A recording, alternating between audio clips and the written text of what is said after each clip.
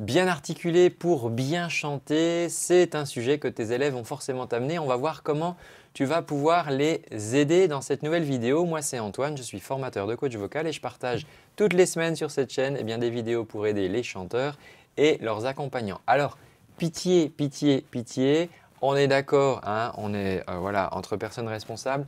On ne va plus utiliser cet exercice, tu sais, du crayon qu'on mâcherait comme ça et dans lequel il faudrait qu'on fasse articuler. J'ai déjà fait des vidéos sur le sujet, je t'ai déjà expliqué pourquoi cet exercice est déplorable, bien qu'il ait été utilisé de nombreuses fois par le passé. Bon, mais on a maintenant beaucoup mieux.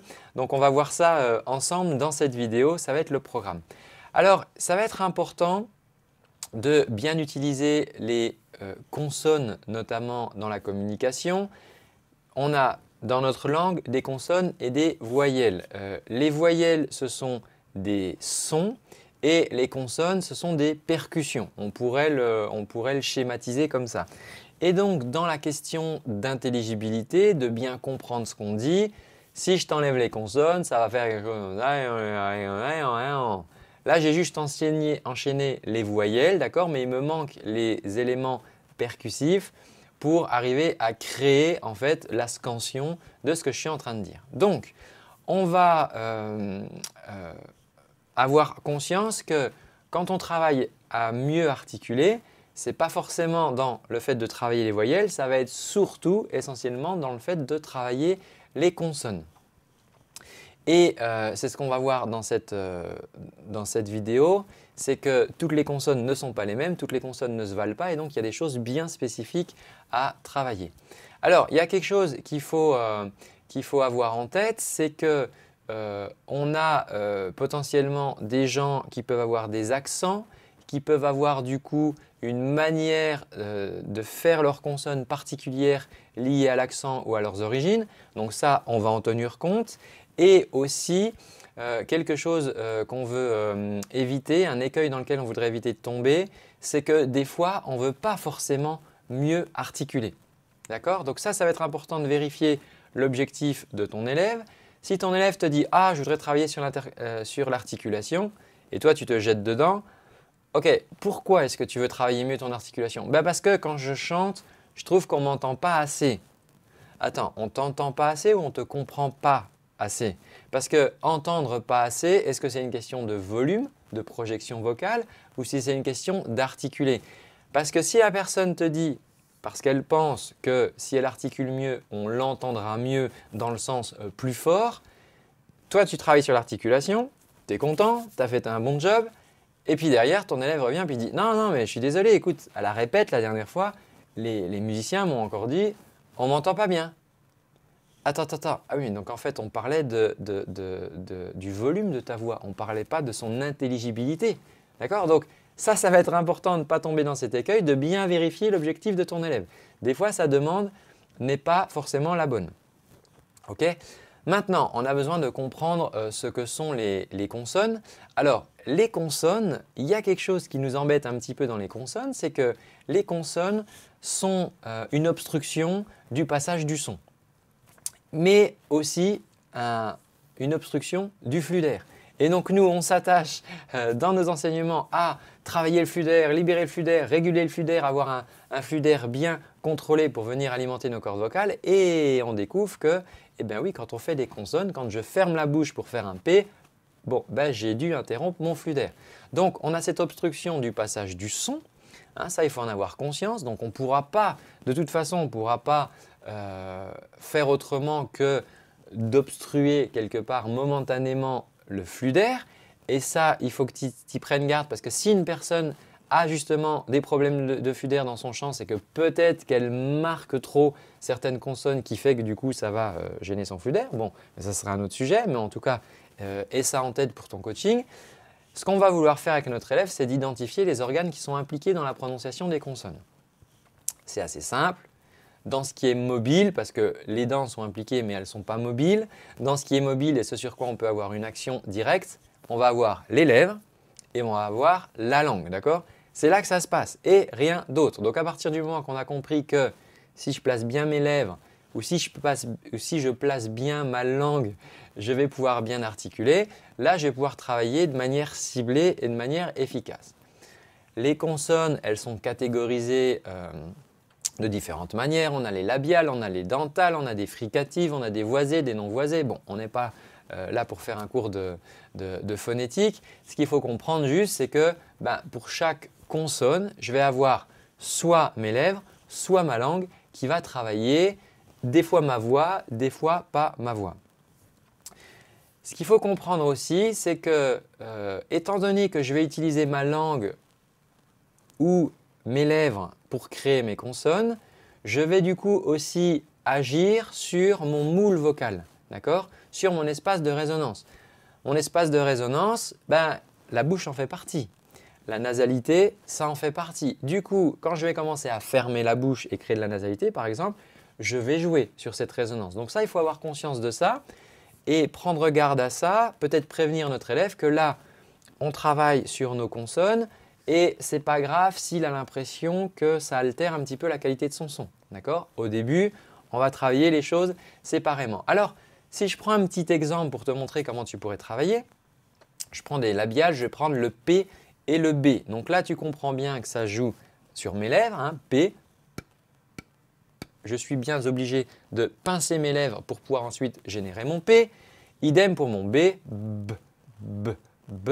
Je suis obligé de positionner mes lèvres. Donc, ça ne sert à rien de faire des grosses grimaces. Du moment que je ferme ma bouche et que c'est étanche au niveau de mes lèvres, eh bien, je vais pouvoir faire un P ou un B. Ça va être une position correcte d'élève. Donc, on va déjà commencer par travailler ça. Tu vas pouvoir le faire avec un miroir, une caméra, que ton élève il prenne bien conscience qu'il n'a pas besoin non plus de serrer la mâchoire ou de serrer les dents pour générer ses consonnes correctement. On a juste besoin d'une étanchéité au niveau des lèvres. Maintenant, il va y avoir une différence entre le P et le B, c'est que le P est ce qu'on appelle non voisé, c'est-à-dire que ici, je peux faire des P. Si je mets ma main sur la gorge, mes cordes vocales ne vont pas vibrer. Tu vois, là, je fais une petite ligne de P, comme une ligne d'écriture.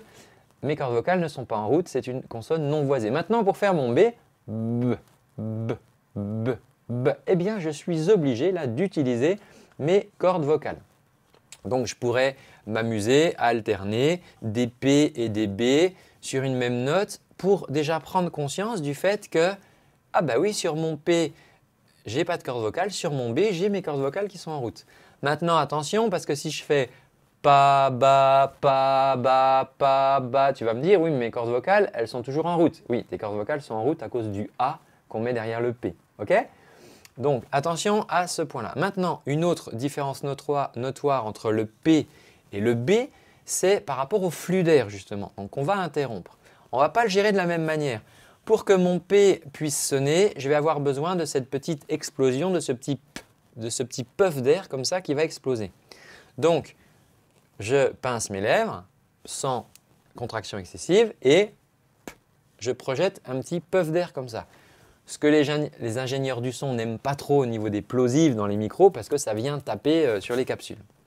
En studio, c'est pour ça qu'on a des filtres anti-pop pour éviter justement ces trop d'air contre la capsule du micro. Donc pour le P, j'ai cette petite explosion d'air. Pour le B, c'est une rétention de l'air. Regarde, je pince mes lèvres. Là, je suis obligé de retenir et ensuite de le laisser sortir. Donc, c'est plus lent. J'ai un petit temps. Pour mon P, c'est tout de suite. Je pince mes lèvres. À partir du moment où j'expulse ce petit puff d'air, eh bien, je vais avoir mon P qui va pouvoir sortir. Donc, je peux m'amuser à exagérer et à retenir d'accord, pour vraiment prendre la sensation. Évidemment, je ne vais pas chanter comme ça et je vais le notifier à mon élève parce que sinon, ça peut apporter de la résistance sur l'exercice en lui disant voilà, là on caricature un petit peu, c'est vraiment pour qu'on puisse bien prendre les sensations et on va pouvoir travailler ça à travers des petites vocalises rigolotes. Donc là, on vient de voir comment fonctionnaient mes lèvres et je vais avoir aussi des consonnes, par exemple, consonnes de langue. Alors là, je vais avoir mon T par exemple et mon D. D, D, D, d'accord? Donc là, je vais chercher un petit peu dans ma bouche. Je vais m'apercevoir que j'ai plutôt la partie avant de la langue qui n'est pas la pointe de la langue, d'accord? J'ai la pointe de la langue, j'ai la partie avant de la langue, j'ai le corps de la langue et j'ai l'arrière de la langue. On va bien distinguer tout ça. Et là, je vais sentir, ok, ma langue qui vient se placer contre mon palais et la pointe vient toucher les dents supérieures avant de pouvoir faire monter. La différence, c'est que là aussi, je vais avoir une consonne qui va être l'une non voisée et l'autre qui va être voisée. Regarde, pour monter, je place ma langue et je n'ai pas mes cordes vocales. Évidemment, si je fais te, là, je vais avoir mes cordes vocales, mais c'est à cause du E. Si je fais mon D, je place ma langue de la même manière. Ok, et là, je sens que j'ai ces cordes vocales qui s'activent pour créer mon D, ce qui en fait donc une consonne voisée. Je peux m'amuser à alterner des tada-tada, data-data, ne serait-ce que pour habituer la langue à venir prendre cette petite position. Ce qui est assez intéressant avec le A, c'est que la langue va venir se mettre pour la voyelle complètement en plancher de bouche. Hein, elle va se mettre à plat sur le plancher de la bouche. Et pour le T, elle va devoir venir remonter pour venir se placer derrière les dents sur le palais. Donc, ça sera intéressant de faire des tada, des data. Prendre vraiment le temps de sentir cette question de « Ok, là j'ai ma voix ou j'ai pas ma voix. » Sur mon T, j'ai pas ma voix. Sur le D, j'ai bien mes cordes vocales qui sont en jeu. Et prendre le temps aussi de ressentir que pour mon T, tout comme pour le P, j'ai cette petite explosion d'air. Tandis que pour mon D, j'ai cette rétention d'air qui explose ensuite. D'accord? Donc, c'est le même principe que le PB, simplement là, on va le faire avec la langue. Et je vais pouvoir m'amuser avec des petits exercices rigolos autour de ça. Donc là, tu vois qu'on a travaillé très précisément. Voilà, je t'ai donné 2 couples de consonnes qui étaient intéressants, mais tu vas pouvoir faire ça sur toutes les consonnes. Maintenant, je voudrais te faire quelques petites mises en garde. On va adapter l'articulation au contexte. Typiquement, les chanteuses, les chanteurs qui ont l'habitude de chanter en anglais vont rencontrer beaucoup plus de difficultés à chanter en français. Pourquoi? Parce qu'en français, on va leur demander de beaucoup plus appuyer leurs consonnes versus en anglais où les consonnes vont être plus molles. Donc ça, on va en tenir compte, d'accord? Si la personne, elle dit « Ah oui, mais moi quand je chante, ce n'est pas très intelligible alors qu'elle chante en anglais », ce n'est pas forcément une question de mieux articuler ou de mieux appuyer les consonnes. Ce n'est pas ça qui va lui donner le son qu'elle voudrait désirer. Maintenant, c'est pareil, si je chante au micro ou pas au micro, si je chante en solo ou à la chorale, dans une chorale, je vais plutôt privilégier la forme du résonateur, le moule vocal. Et donc là, je vais beaucoup plus travailler sur les voyelles que sur les consonnes parce que je ne veux pas trop casser le flux d'air et je veux surtout une très belle homogénéité harmonique. Et quand je parle d'harmonique, je ne parle pas de l'harmonie des différentes voix entre elles, je parle bien du timbre harmonique de chaque voix des chanteurs. Donc, on va du coup faire attention à ça, on va tenir compte de ce contexte. On va personnaliser aussi les exercices parce qu'il y a des personnes qui n'ont aucune proprioception au niveau de la langue par exemple ou au niveau de la bouche. Donc, on va prendre du temps, le temps de justement construire cette proprioception. On veut vraiment encourager l'exploration, la conscience corporelle. Donc, ça va être un travail qui va être plutôt lent. Il faut qu'on soit patient parce que si toi, en tant que coach, tu es impatient, ton élève va le sentir et il ne va pas se donner le temps d'explorer justement dans son corps des choses qu'il n'a peut-être jamais explorées de sa vie. Et donc, voilà pourquoi on va vouloir vraiment jouer sur le rythme du coaching. Et là, ça va être un rythme de coaching assez posé quand on veut faire ce travail exploratoire. Mais un rythme aussi qui va être assez fun et amusant parce que tu vas pouvoir donner à ton élève des petites routines vocales, des petits exercices très rigolos pour travailler ces consonnes. Donc, voilà ce que je voulais te partager dans cette vidéo. L'idée, c'est vraiment d'explorer, de s'amuser avec les sons au début.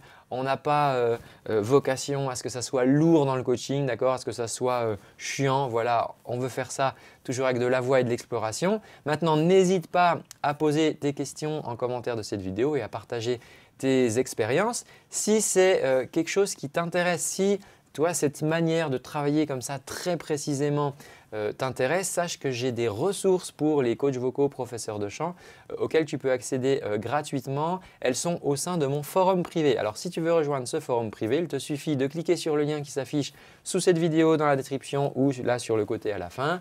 Tu saisis simplement tes coordonnées, tu réponds aux petits questionnaires simplement pour dire est-ce que tu rejoins ce forum en tant que chanteur ou en tant que futur coach vocal ou en tant que prof de chant qui veut améliorer ses compétences de coaching. Et puis ensuite, tu pourras accéder du coup aux ressources dédiées, soit pour les chanteurs, soit pour les professionnels de la voix. Voilà, je te remercie d'avoir suivi cette vidéo. Je te donne rendez-vous dans un prochain contenu. À très bientôt. Ciao!